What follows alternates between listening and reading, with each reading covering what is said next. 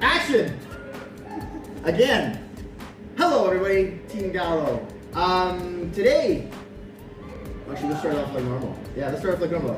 It's me, Instructor Rigo, Coach Rigo, Instructor Nikki, Coach Nikki. Today we're going to be going over the high-low escape. Now, some people call it a shotgun escape. We're going to go over that today. A lot of times we don't really teach too many escapes. It's usually like the old school jiu-jitsu was like, you shouldn't be in there in the first place. Well, if you roll like anything like me, you're probably getting in there constantly. So, sometimes it's always good to learn some escapes. So that's what we're going to do today. We're going to learn a high-low escape, and then we're going to talk about attacking the ankles if someone's on your back. So Instructor Nikki's going to attack my ankles today. Cut! Okay! So, this is great if you have a partner. This is one of those partner drill things, okay? Try to find somebody, call in your neighbor, see if you can do this with both of them, okay? So, what is a high-low choke? I'm sitting up so you can kind of see it better. So, basically, we have a strong side and a weak side seatbelt grip. That's what she's got on there. What she's doing is she's going across, not grabbing the first lapel, but the second lapel. Nice and high up on the throat. The weak side grip's going across, not the first lapel, but to the second lapel grip. And what she does here, feet are nice and strong, she's basically going to start to cinch that across and pull down on that. Just kind of, yeah. That's your high-low choke. Now, typically, it's usually we roll over to the strong side, and that's where usually these high-low chokes are finished. It's usually on the strong side. Can they be finished on the other side? Yeah, for sure.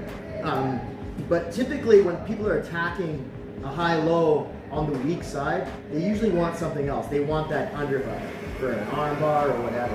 To finish the high-low choke here, I mean, it can be done. It's a little bit more rough because I have full access to that whole arm. Opposed to the other side where it's on the mat and it's a little bit stronger because now I'm dealing with the mat. So, a shotgun escape, basically. What that is, like you're holding a shotgun, okay? Wow.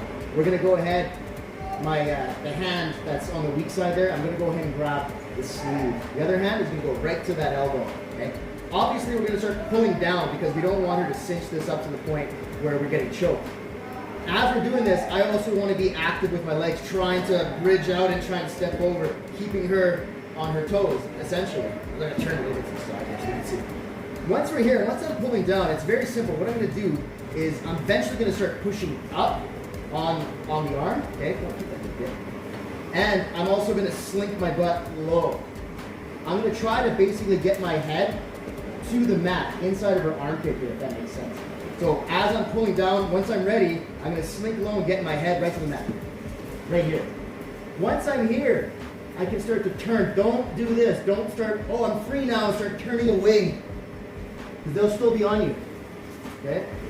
Once I'm out, my head's to the mat. I want to turn towards them. I'm going to start turning. And usually you're going to end up in a closed guard scenario. Okay? Which is a lot better than where you were. Let's do it one more time so you guys can see. She grabs her high-low. I'm already defending. See? Sleeve, elbow. Tucking low. Okay? Being really strong here. We're off to that strong side. She starts attacking. I'm pulling low, and then once I'm ready, I'm going to fire everything up nice and high. Okay? It might take a couple tries to even get to this point. Once we're here, I don't let go. I'm going to start to bridge up and start to turn into that close guard. Makes sense? Yes. Makes dollars. That's what that makes. All right, guys. Practice that out, and then we're going to move on to the next thing, okay?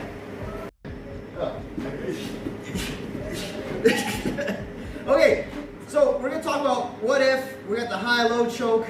I'm defending, but we're going off of that weak side, okay?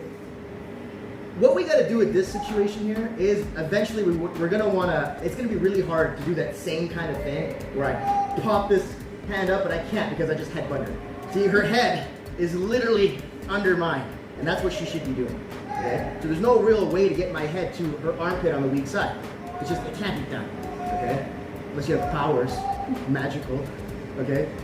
What we're gonna do here is that we're gonna want to rotate her. Okay? Essentially, we're gonna rotate her this way to that strong side. Okay? But it's not always that easy where I can just start to roll her. Okay? We're going to start opening the grip. So I'm still pulling low, but from here, I'm going to switch my grip. This weak side grip always grabs that sleeve. I'm gonna grab the sleeve with that strong side grip, okay? Not gonna legal grip, I'm just gonna grab the material here. The hand that's free, the one that's close to the mat, I'm gonna reach up and grab all 4 fingers.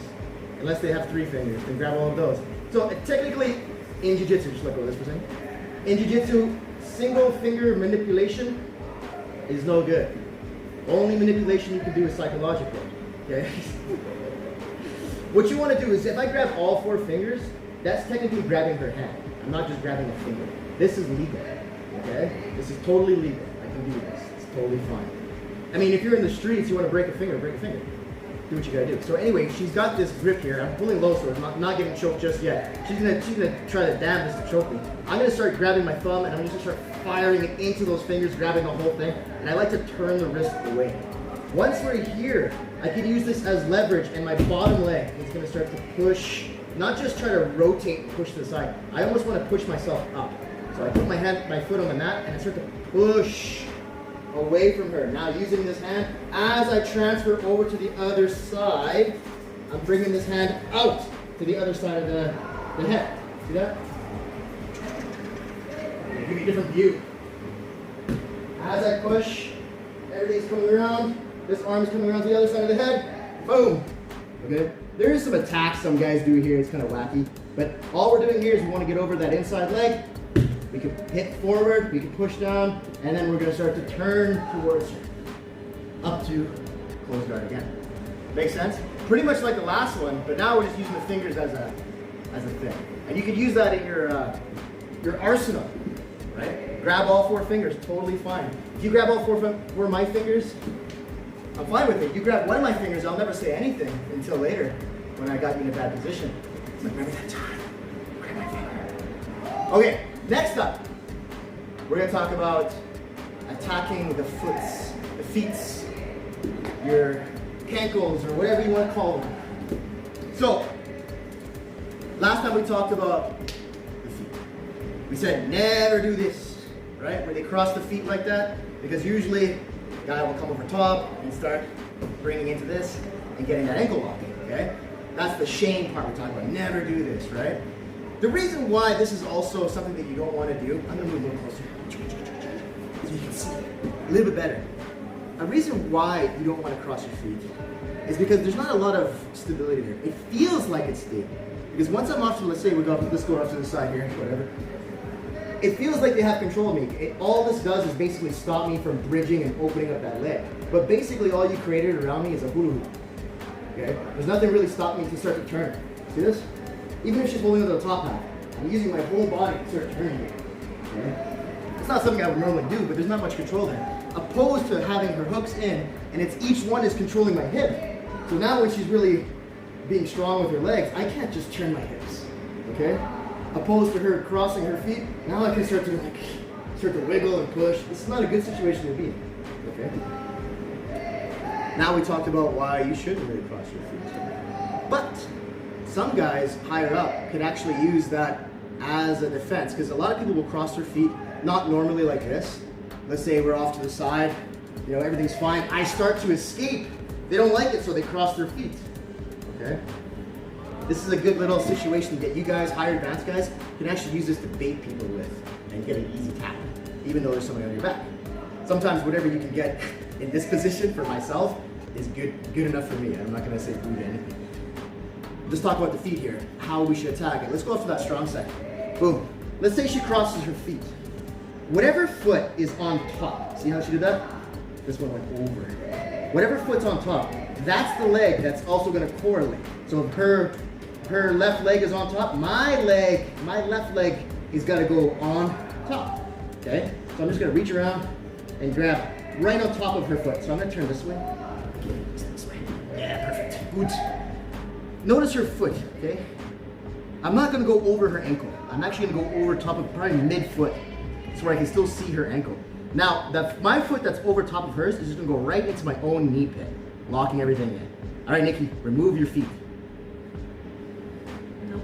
Not gonna happen. It is now mine. It's locked in. I got it like a little figure 4 leg lock here. All I have to do now to create the tap, I don't really have to bridge forward. I could bridge forward by hipping forward, but all I have to do is just open up my legs. See my knee here? I'm gonna turn it that way. Whoop. There's that tap. Now, a lot of guys used to be trained like this, was just hip forward. You can get the same thing, but just all I have to do for this is less energy is better for me, right? Just move my knee. Now, I'm gonna unlock here. Now let's say she switches her feet, right? She put the bottom leg on top, right? I can go like this and maybe get it, but now it's kind of, see, I'm opening up my leg, more, nothing. I'll try to hip through, maybe I'll cause enough pressure. Yeah, it's tough. Because that bottom leg now is on top, I gotta use my bottom leg. I don't have as much maneuverability as the other leg, but I'm just gonna bring this right over top. Oof. See that?